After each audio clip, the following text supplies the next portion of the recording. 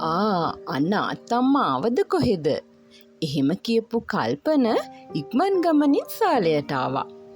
කල්පනව දැකපු ආත්තම්මා තම එකම මුණුබුරා දැකපු සතුටට ඉක්මනින්ම ඇවිත් මගේ රං කොල්ලා කියමින් කල්පනව බදාගත්තා. අඩේ මගේ සුදු ආත්තම්මා කොහෙදානේ ඔයා ගියේ? මම එනවා කිව්ව විතරයි ඔයා ගියා නේද රෝන්දේ? එහෙම කියපු කල්පන ආත්තම්මව උස්සගෙන වටයක් කැරකුණා. අනේ සුදු මහත්තයා ලොකු නෝනව බිමින් තියන්න. එහෙම කියමින් එතන කෑමවර දෙන්න වුණා. හරි බෙරිහන් දෙන්න ඕනේ නෑ. ඕන් මම බිමින් තිව්වා.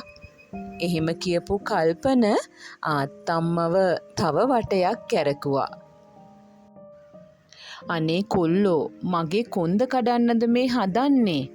එහෙම කියමින් ආත්තම්මා hina වුණා. බලහංකො තේනුකයා මේ මල සමයන් කියමින් මාලක ඇද කළා. කාමරයේ දොර රෙද්දට මුවා වෙලා මන්දිරා මේ හැමදේම බලන් හිටියා. ඇයට හොඳටම hina. සද්දේ නෑහෙන්න අතින් කට වහගෙන මන්දිරා ඇති තරම් hina වුණා. ඒක නෙවී ආත්තම්මා කවුද අර මේ ගෙදර හිටියේ හොල්මන? මාලක ඇහුවා. හොල්මන? මේ ගෙදර ඉන්න හොල්මන මම තමා මාලක පුතා කියමින් ආත්තම්මා hina වුණා. නෑ ආත්තම්මා අපි එද්දි කවුද කෙල්ලෙක් හිටියා. මූ අහන්නේ ඔය ඒ ගැන කියමින් තේනුක කතාවට උඩගෙඩි දුන්නේ ඒ කවුද කියලා දැනගන්න තිබුණු වමනාවට. මටත් එතනගෙන් අහගන්න බැරි වුණ විස්තරේ මුං දෙන්න ඔය අපූරුවට දැනගන්න හදන්නේ කියලා කල්පනට තනියම hina ගියා. අර මන්දිරා ළමයා ගැනද ඔය අහන්නේ? ආත්තම්මා ඇහුවා. ඒ මන්දිරාද? මේ මන්දිරයට වෙලා අපි එද්දි හොල්මන් කළේ? එහෙම කියලා මාලක hina වුණා. ඇත්තටම ආත්තම්මා කවුද? කල්පන ඇහුවා. මන්දිරා කියන්නේ පුතේ ඔයාට මතකද අර ශීලා ආන්ටි? ආත්තම්මා ඇහුවා. මතකයි. මාලකයා පැනලා උත්තර දුන්නා. උඹට විකාරද? උඹ දන්න ශීලෙක් නැහැ මෙහෙ. මූ පිස්සු කියවනවා ආත්තම්මා. කල්පන එහෙම කිව්වා. ශීලා කිව්වේ පුංචි අම්මගේ හොඳම යාළුවා. මතක නැද්ද? අර ඉස්සර මෙහෙ ආවම ඔයත් එක්ක සෙල්ලම් කළපු පොඩි කෙල්ල මතක නැද්ද? ආත්තම්මා පුංචි කාලේ අතීතය මතක් කළා. හරි මට ලාවට වගේ මතකයි ආත්තම්මා. ඒ පොඩි නංගිද මේ? කල්පන ඇහුවා. පොඩි? හොඳ පොඩි. තාර පීප්පයක් විතර ඇති නේද මාලක? එහෙම කියලා තේනුක hina වුණා. ආත්තම්මගේ මේ නොසණ්ඩාල කොල්ලෝ රැළේ කතාව මන්දිරා අහගෙනයි හිටියේ. මන්දී ආත්තම්මා කතා කළා. මන්දිරා එළියට එන්න ලැජ්ජාවට කාමරයට වෙලා නිදි වගේ හිටියා. කෙල්ලට නිින්ද ගිහින්ද කොහෙද? ආත්තම්මා කිව්වා. ඒකි මෙතන අපිව බය කරලා දැන් හොඳට දපනේ දාලා නිදි ඇති. එහෙම කියලා මාලක තරහින් කිව්වා. මන්දිරා එක්ක කතා කරන්න මාලකයටත් තියෙන්නේ පුදුම හදිස්සියක් නේ කියලා හිතලා කල්පනටයි තේනුකටයි hina ගියා. හරි දැන් ඉතින් ගිහින් වොෂ් එකක් දාගෙන එමුකෝ කට්ටියම කෑමට කියලා ආත්තම්මා කිව්වා. එතන බේබිලාගේ බෑග්ස් ටික දාමු නේද අර ඉස්සරහා තියෙන ලොකු කාමරේට? ආත්තම්මා එතනට කිව්වා. හරි ලොකු නෝනේ මම දාන්නම්කෝ කියලා එතන යන්න හදද්දී ඉන්න මම බෑග්ස් අරගෙන එන්නම් කියලා තේනුක වාහනේ ළඟට ගියා.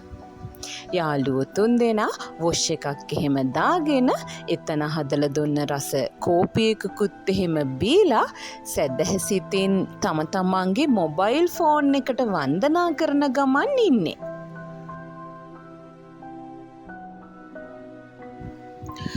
මේ කවුද බං අර කෙල්ලගේ නම කිව්වේ? මාලක ඇහුවා. මොන කෙල්ල ගැනද දැන් උඹ ඔය කියවන්නේ? උඹ දවසකට කෙල්ලෝ කීයක් ගැන කියවනවද? එහෙම කියලා තේනුක hina වුණා. මම කිව්වේ අර මෙහි ඉන්න හොල්මන. මාලක එහෙම කියලා කල්පන දිහා බැලුවා. මන්දිරාද? කල්පන ඇහුවා. හරි හිටහම් මං ඒකේ කවුද කියලා හොයාගන්න කියලා Facebook එක සර්ච් කළා. කෝ නෑනේ බං මාලක කිව්වා. මාලක කියපු එකත් එක්ක කල්පනත් පුංචිගේ FB එක සර්ච් කළා. අප්පට සිරි මේ ඉන්නේ කෑල්ල කියලා කල්පනට එක පාරටම කියවුණා. කෝ ඉන්නවද? තේනුක පැනපු ගමන් ෆෝන් එක උදුරගත්තා. කොහෙද ඉතින්? උඹලා බලන්න දුන්නේ නෑනේ. එහෙම කියපු කල්පන එතනින් නැගිටලා බැල්කනියට ගියා. අවට අඳුර දසත පැතිරිලා තිබුණා. සඳ ලාවට වගේ පායගෙන ඇවිත් තිබුණේ සඳ නාවොත් අපි තරහ වෙයි කියලා හිතලා වගේ කියලා කල්පනට හිතුණා. අනේ බං ඒකේ ප්‍රොෆයිල් එක ලොක් කරලා මෙලව මගුලක් පෙන්වන්නේ නැහැ. තේනුක ඇවිත් කිව්වා. හිටහන් දැන් කෑමට ගියාම මම ඒකිට කියන්නම් උඹට ඒකිගේ CV එකක් දෙන්න කියලා. කල්පන විහිළුවට කිව්වා. මේ මස්සිනා සමයන්නම් කරන්න එපා. මගේ සායම හොදන්නද හදන්නේ? තේනුක නෝක්කාඩුවෙන් කිව්වා. හිටහන් මම අර උඹේ අල්ලපු ගෙදර කෙල්ල සත්සරාට කියන්නම්කෝ. උඹ මෙතන දකින කෙල්ලට ලයින් දානවා කියලා. මාලක hina වෙවි කිව්වා. ඉතින් කියහන් මට මොකෝ ඒකි මගේ ඒකි උඹේනේ. එහෙම කියලා තේනුක මහ හයියෙන් hina වුණා. මොකද කොල්ලෝ ටිකගේ සද්දේ? එහෙම කියාගෙන ආත්තම්මා කාමරේ දොරට තට්ටු කළා. එන්න ආත්තම්මා එන්න. කල්පන ටිකක් හයියෙන් කිව්වා. මොකද යකෝ බෙරිහන් දෙන්නේ? ආත්තම්මා ඉන්නේ මේ ගෙදර අල්ලපු ගෙදර නෙවි. මාලක කිව්වා.